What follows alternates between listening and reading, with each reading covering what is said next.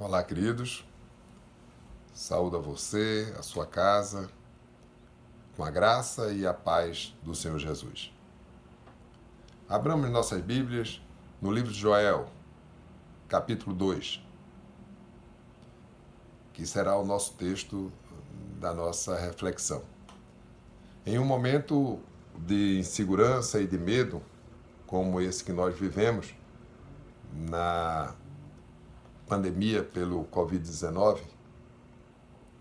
nós temos visto muitos irmãos e mesmo as diferentes denominações evangélicas se referirem ao que acontece como a prova do juízo do Senhor. É claro que nós entendemos que o Senhor nosso Deus não pode estar satisfeito com a atenção que o mundo lhe tem dedicado, mas o nosso Deus, que é justo juiz, antes é Deus de misericórdia. Nós estamos buscando o livro de Joel para nós entendermos das provações, das adversidades que muito impõem de sofrimento sobre o povo de Deus ao longo da história, para entendermos do agir de Deus e de como nós devemos entender e agir para usufruir desse momento. Leamos o capítulo 2, primeiro bloco, que vai do versículo 1 ao 11. O tema do nosso sermão será a espiritualidade que agrada a Deus. Ela reside no temor que lhe é devido. A espiritualidade que agrada a Deus reside no temor que lhe é devido. E nos 11 primeiros versículos que nós vamos ler, nós vamos afirmar que devemos temer o Senhor quando Ele nos confronta com a nossa incapacidade. Assim diz a porção da palavra. Tocai a trombeta em Sião e dai voz de rebate no meu santo monte. Perturbem-se todos os moradores da terra, porque o dia do Senhor vem e já está próximo. Dia de escuridade e densas trevas, dia de nuvens e negridão. Como a alva por sobre os montes, assim se difunde um povo grande e poderoso, qual desde o tempo antigo nunca houve, nem depois dele haverá pelos anos adiante, de geração em geração. À frente dele vai o fogo devorador, atrás chama que abrasa. Diante dele a terra é como o jardim do Éden, mas atrás dele um deserto assolado, nada lhe escapa. A sua aparência é como a de cavalos, e como cavaleiros assim correm. Estrondeando como carros, vêm saltando pelos cimos dos montes, crepitando como chamas de fogo que devoram o restolho, como um povo poderoso posto em ordem de combate. Diante deles tremem os povos, todos os rostos empalidecem. Correm como valentes, como homens de guerra, sobem muros, e cada um vai no seu caminho e não se desvia da sua fileira. Não empurram uns aos outros, cada um segue o seu rumo, e arremetem contra lanças e não se detêm no seu caminho. Assaltam a cidade, correm pelos muros, sobem as casas, pelas janelas entram como ladrão. Diante deles tremem a terra e os céus se abalam, o sol e a lua se escurecem e as estrelas retiram o seu resplendor. O Senhor levanta a voz diante do seu exército, porque muitíssimo grande é o seu arraial. Porque é poderoso quem executa as suas ordens. Sim, grande é o dia do Senhor e muito terrível. Quem o poderá suportar? Queridos, o livro de Joel é um livro do gênero profético e escrito pelo próprio Joel. Ele está atribuído a uma época pós-exílica. Assim pensam muitos pesquisadores, porque no capítulo 3, na ocasião em que o Senhor nosso Deus se assenta frente às demais nações no Vale de Josafá, no Vale da Decisão, para julgá-los, porque em algum momento eles foram contra o povo de Israel. Ali diz que seriam julgados porque tinha feito do povo de Deus escravos e tinha vendido os seus filhos e tinha roubado seus tesouros. Então, atribui-se ao período pós-exílico. Porém, muitos atribuem um período mais remoto, isso em torno do 8º século antes de Cristo, exatamente porque não se faz menção à punição que haveria de acontecer na ocasião ali do exílio, quando o povo perderia a sua terra.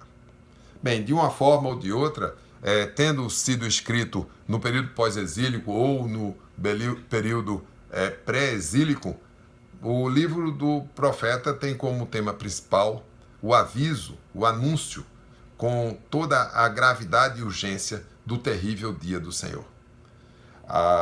Não para prejuízo do tema principal, mas outros temas também incorrem ao longo dos três capítulos, como a incapacidade humana, a onipotência de Deus, a misericórdia do Senhor, a graça de Deus e o justo juiz que Ele é. Mas, fundamentalmente, a urgência do dia do Senhor e a sua imensa gravidade, ela chama a atenção do livro. E, para isso, o autor inspirado lança mão de acontecimentos tão palpáveis e concretos do conhecimento daquele povo e daquela época, como a seca prolongada, como a praga de gafanhotos e devastadora que havia sobre o seu povo, comprometendo a questão da economia, porque Israel era um povo de economia agrícola, e isso que haveria de acontecer era algo terrível e de magnitude jamais vista. É por isso que ele inicia com o alerta: tocai a trombeta em Sião. Essa trombeta era utilizada só para isso. Era um instrumento criado com o uso do chifre do carneiro e que se reservava para o alerta único. Todos daquela cidade sabiam que era o som do toque de trombeta. Os sentinelas, eles tinham como finalidade alertar diante do iminente ataque inimigo. Então, exércitos de nações inimigas, elas costumavam tomar as diferentes cidades. E isso era anunciado pelos sentinelas até que chegava no sentinela da cidade e esse acionava a trombeta.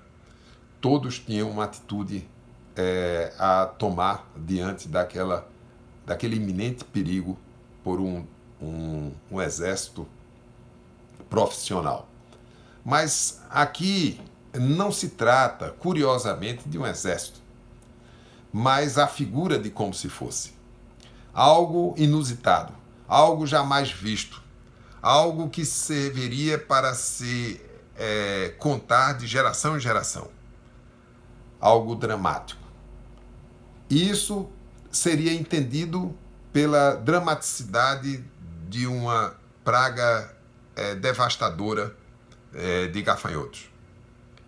E assim estaria sendo anunciado uma gravidade maior. Então, desde já, podemos entender que o Senhor utilizava desse recurso, aonde a gravidade maior era explicada, em cima de uma expectativa maior ainda de algo que deveria ser evitado. Era algo de grande impacto, e para isso ele usa a figura de cavalos e de muitos cavalos que correm e o impacto que é sobre aquele povo que está sendo atacado, não é? Então, eles teriam o profissionalismo de um de um exército destruidor e a violência de um incêndio sobre uma terra sofrida pela seca. Mas o versículo 11, ele nos traz uma realidade e que o autor inspirado não deixa passar. Ele sabe que o que está acontecendo com o seu povo vinha do Senhor e ela pela vontade de Deus. E então faz uma pergunta retórica, que é aquela que não vai ser respondida, mas que vai ser um assunto da reflexão de quem lê. Quem o poderá suportar? Com certeza a resposta seria ninguém poderá suportar, porque o poder de Deus é único e a incapacidade humana não permite recursos de enfrentamento para tamanha gravidade.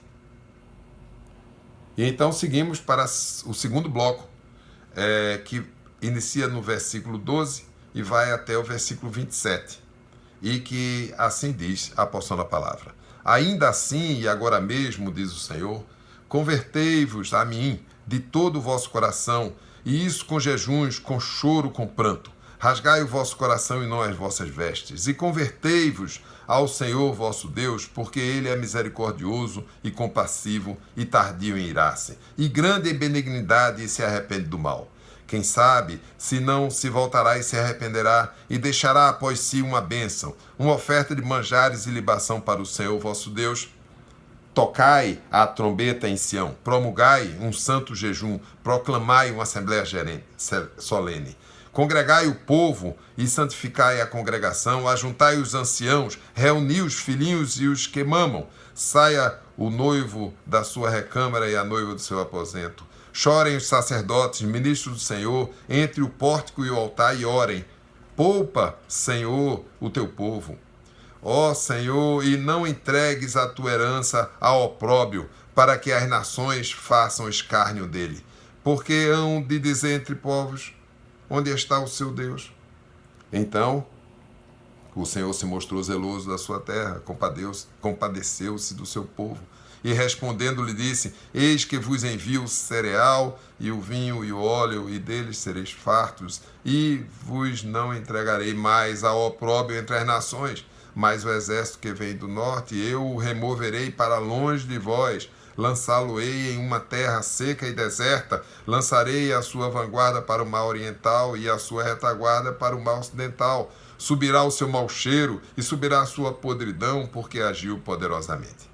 Não temas, ó terra, regozija-te e alegra-te, porque o Senhor faz grandes coisas. Não temais, animais do campo, porque os pastos do deserto reverdecerão, porque o arvoredo dará o seu fruto, e a figueira e a vide produzirão com vigor. Alegrai-vos, pois, filhos de Sião, regozijai-vos no Senhor vosso Deus, porque ele vos dará em justa medida a chuva. Fará descer como outrora a chuva temporã e a serôdia.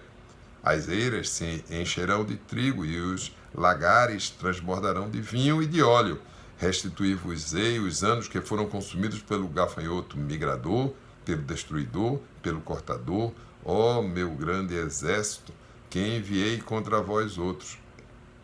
Comerei abundantemente e vos fartareis, e louvareis o nome do Senhor vosso Deus, que se ouve maravilhosamente convosco, e o meu povo jamais será envergonhado.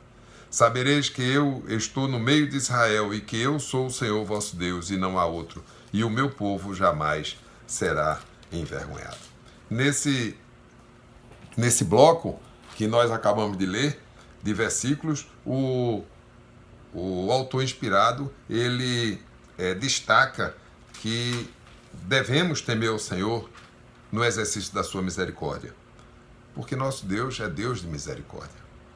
E isso nós podemos perceber logo de início, quando é uma opção, uma oportunidade dada ao seu povo, uma oportunidade para conversão mesmo, uma oportunidade para arrependimento, uma oportunidade para entregar o devido valor às coisas de Deus. a prioridade a Deus.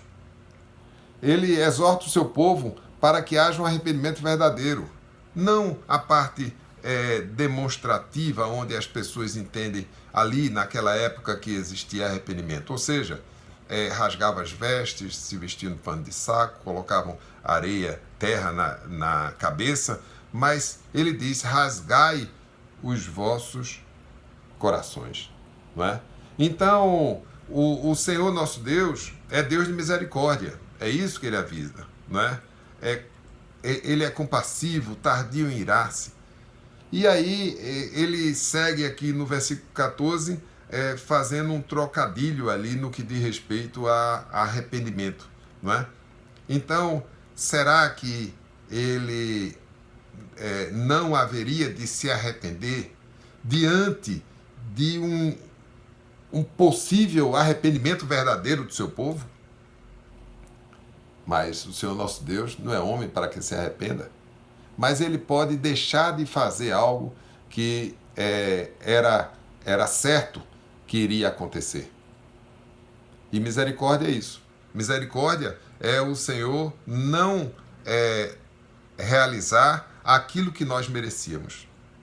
Então, nós merecíamos o castigo e a destruição por causa do pecado, e o seu povo ali também, não é? Mas o Senhor nosso Deus deixaria nessa opção para o seu povo, mediante o arrependimento verdadeiro, ele deixaria de destruir o seu povo. Ou seja, ele exerceria de misericórdia. Uma oportunidade que o povo jamais poderia perdê-la. É isso. Existem os imperativos, então, que são ordens dadas, coisas que deveriam ser observadas para que se alcançassem os resultados diferentes daqueles esperados para o terrível dia do Senhor. Então, deveria haver o alerta, o tocai a trombeta. A prioridade deveria ser de Deus e demonstrada isso. Então, haveria um decreto de um jejum coletivo. O povo haveria de congregar para a santificação, a purificação de cada um deles. Os sacerdotes deveriam lamentar, clamar por essa misericórdia, mas eles deveriam experimentar de arrependimento verdadeiro, não é? Eles deveriam chorar. Chorar é chorar o luto, não é? Desde a entrada do templo até o altar. E eles deveriam orar pela misericórdia do Senhor para com o seu povo. Poupa o teu povo, ó Senhor, e não entregues a tua herança ao opróbrio. Porque as nações haveriam de fazer escárnio. E eles diriam: onde está o seu Deus diante de tamanha desgraça e sofrimento do seu povo?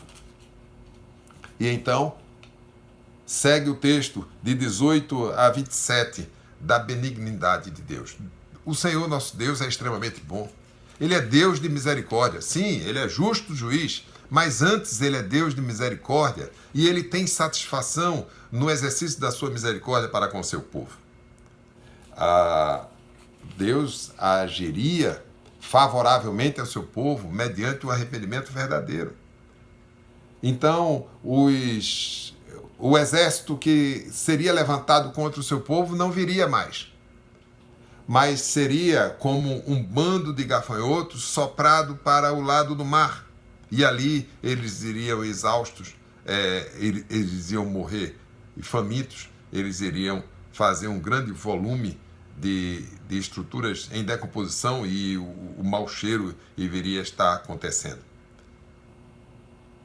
O entendimento do profeta está claro quando ele sabe que é por desejo do Senhor que aquela desgraça foi colocada sobre o povo.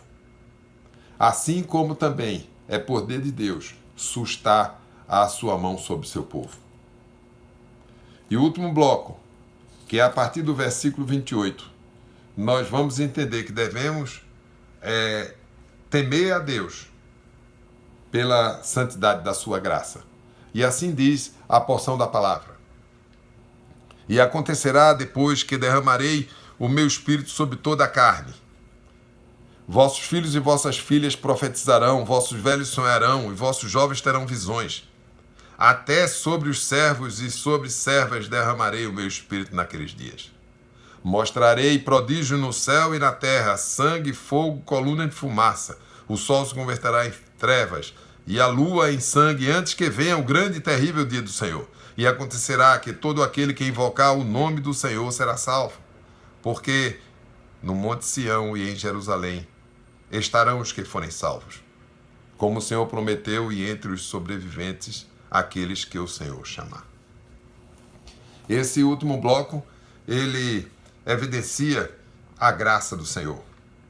Essa promessa do derramamento do Espírito de Deus, ela se cumpriu ali em Atos 2. No entendimento da promessa e cumprimento, nós vamos entender que houve um cumprimento parcial. O que acontecia ali? Foi Pedro utilizando desse texto para explicar o que estava acontecendo ali com os discípulos que falavam em línguas e que todos tinham um entendimento nas suas diferentes línguas. E não estava acontecendo uma confusão, mas ali o que estava acontecendo era um milagre do Senhor. Mas entendemos que o cumprimento total dessa profecia haverá de acontecer na segunda vinda do Senhor. E todas as observações físicas dos firmamentos haverá de acontecer naquela vinda do Senhor. Não é? Então, algo fantástico, como os idosos voltarem a sonhar, os jovens terão visões, e o Senhor não estará no derramar do seu espírito restrito apenas a seu povo, mas todo aquele que invocar o nome do Senhor será salvo. Meus queridos, na época do escrito de Joel e dos demais profetas, nós não observamos diferenças entre os atos históricos de Deus, as suas maravilhas para com seu povo, e o entendimento realmente da vontade do Senhor através daqueles atos realizados. Nós não vamos observar diferenças, por exemplo, entre a seca e a praga de gafanhotos, sobre o que significava aquele ocorrido que realmente vinha de Deus para chamar a atenção, disciplinar o seu povo e anunciar que deveriam tomar cuidado para que os resultados fossem diferentes no terrível dia do Senhor. E essa questão também observamos no Novo Testamento. Não se pode dissociar a obra de Deus da redenção, no que diz respeito ali ao sacrifício de Cristo, dos efeitos que haverão de ocorrer nos corações regenerados pelo Espírito de Deus. Não se pode, da mesma forma, separar o sagrado do que se diz secular. Ou seja, a vida devocional do crente não pode estar dissociada da sua atividade, como se pode entender, fora da igreja. Mas não é exatamente isso que ocorre com a nossa fé.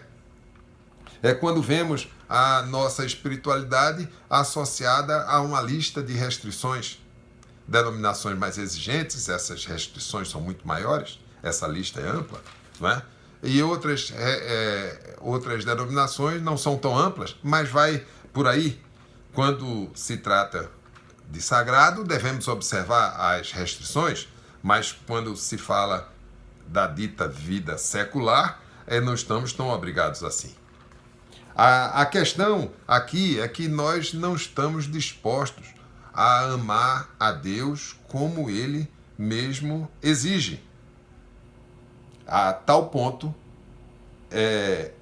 que haja uma consequente ação de graça. Se nos tempos de Joel a espiritualidade ela é aparente, ela é identificada nas vestes e nas complexidades dos cerimoniais.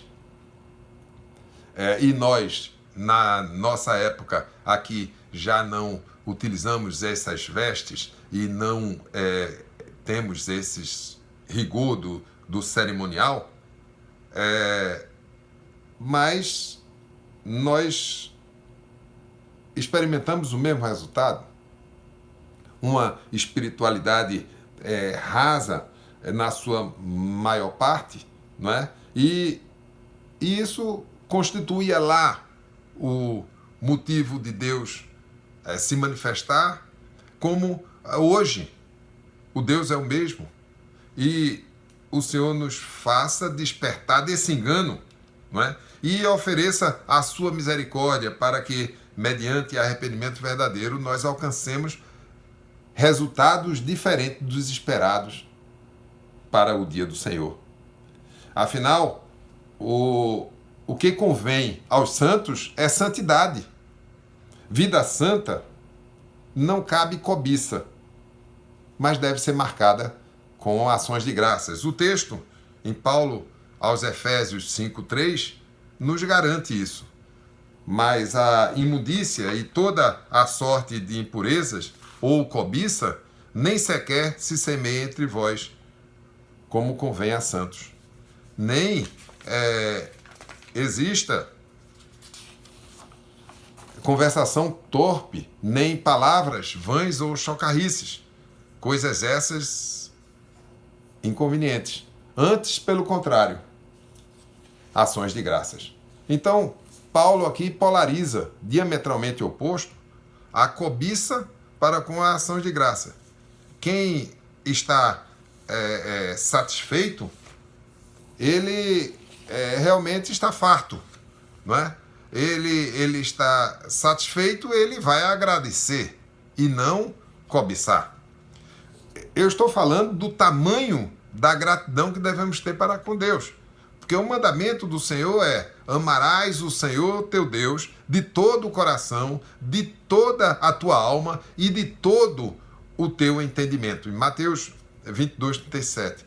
Amar na totalidade do ser humano. Aqui não está se falando sobre pensamento dicotômico ou tricotômico a respeito de corpo, alma e espírito. Não, não é isso. Aqui está se falando da totalidade do agir. Então, o ser humano deve amar o Senhor, seu Deus, na totalidade, não é? Então, só um coração profundamente agradecido, ele não permitirá lugar para a cobiça, não é? Que é onde nasce o pecado.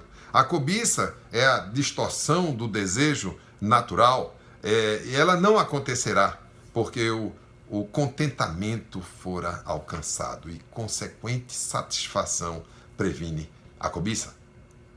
O primeiro mandamento implica no segundo mandamento, e este é semelhante ao primeiro: amarás o teu próximo como a ti mesmo. Devemos, de fato, amar nosso próximo com tamanha intensidade e de modo que jamais sintamos inveja, de forma que não venha também haver cobiça e daí o pecado.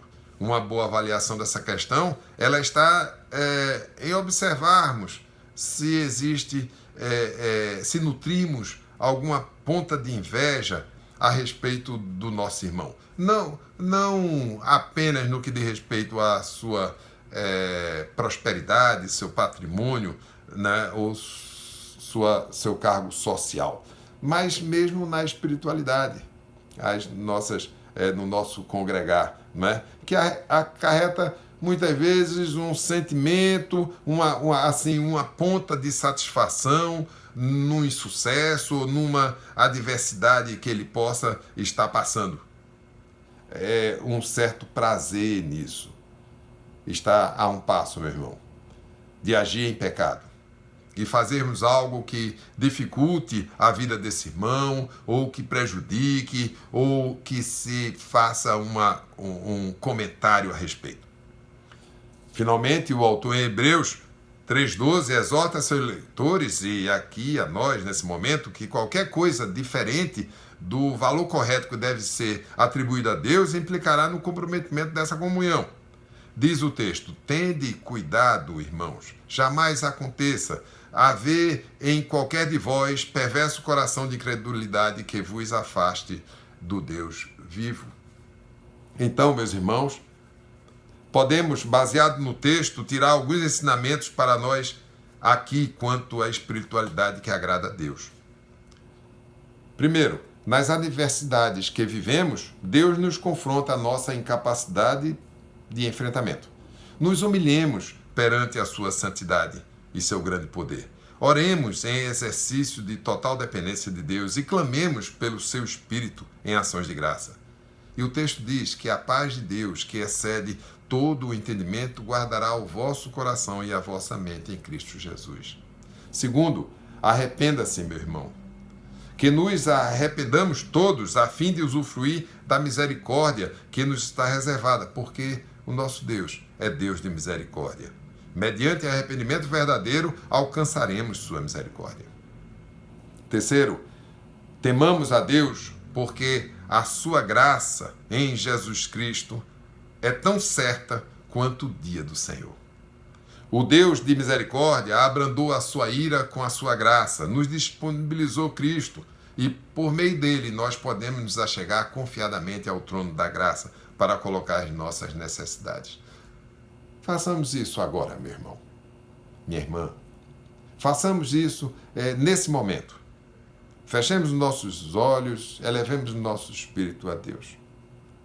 E buscamos o Senhor, nosso Deus de misericórdia, que nos retire do engano, né, que nos livre da religiosidade e nos preserve a verdadeira espiritualidade, que confirma mesmo no amor a Deus, de tal maneira que nos sintamos fartos, satisfeitos e experimentemos tamanho contentamento que nos livre da inveja e nos proteja da cobiça. Oremos ao Senhor nosso Deus. Senhor Pai amado, Deus Pai poderoso, santo é o Senhor nosso Deus. Ó Pai, nós somos agradecidos porque Tu és nosso Deus. Tu és o Deus Criador, mas Tu és o Deus provedor. E a Ti todo poder, toda honra e toda glória. Tu és grande. Tu és extremamente grande e Tu és extremamente bom. Porque Tu és Deus de misericórdia. Aprove a Ti mesmo te revelar como Deus de misericórdia. Eu, Senhor, eu nada sou. Como eu necessito de Ti. Mas, Senhor, entendendo mesmo da Tua palavra, como eu me engano facilmente. Até mesmo com a religiosidade, frente à espiritualidade que Te agrada. Mas o Senhor, no exercício da Tua misericórdia, nos fez entender que os nossos pecados foram pagos ali na cruz, no sacrifício do Teu Filho amado. E nos disponibilizou para que então nós pudéssemos chegar a Ti, colocar as nossas necessidades aos Teus pés. Não que Tu não as conheça, mas porque nós precisamos desse exercício. Mas, Senhor, retira-me do engano e descortina a grandeza do Teu amor, para que eu possa amá-lo de todo o coração, de toda a alma e com todo o entendimento, Senhor. Corrige-me, Senhor, meu Deus. Corrige-me desse engano. Corrige-me do pecado contra o meu irmão. Esvazia-me, Senhor, dos meus valores materiais. Despoja-me das minhas convicções carnais, Senhor, e me leva cativo à Tua palavra. Exerce a Tua misericórdia, Senhor. Reveste-me, Senhor, do Teu valor, do valor do Teu Espírito, para que possa ser encontrado em mim o fruto do Teu Espírito, como amor, alegria, paz, bondade, benignidade, fidelidade, mansidão, domínio próprio. Contra essas coisas não há lei. Em nome de Jesus, Senhor, nós Te pedimos e Te agradecemos. Livra-nos de todo mal. Amém.